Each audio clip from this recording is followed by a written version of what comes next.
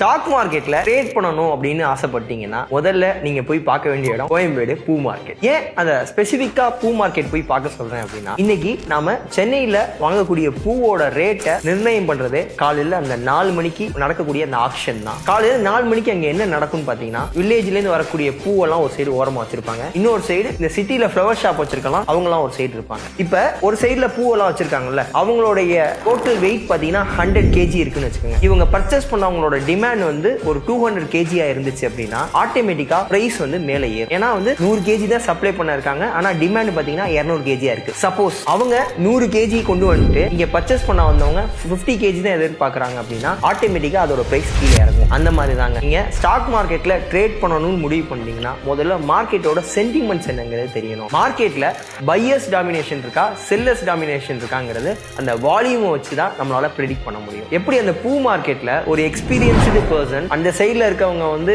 அதிக பூ வச்சிருக்காங்க, இங்க வந்து பை பண்றவங்க கம்மியான ஆள் தான் இருக்காங்க அப்படின்னு தெரிஞ்சு அவர் வந்து எவ்வளவு கம்மியா பூவோட ரேட்டை வந்து பர்ச்சேஸ் பண்ணி வாங்குறாரோ, அதே மாதிரி ஒரு ப்ராப்பர் ஃபண்டமெண்டல் டெக்னிக்கல் நாலேஜ் இருக்கக்கூடிய ஒரு ட்ரேடரோ ஒரு இன்வெஸ்டரோ ஸ்டாக் மார்க்கெட்லயும் ஒரு பெஸ்டான கம்பெனி ஷேரை கம்மியான டிஸ்கவுண்ட் பிரைஸ்ல ப்ராப்பரா அனலைஸ் பண்ணாங்கன்னா வாங்க முடியும்.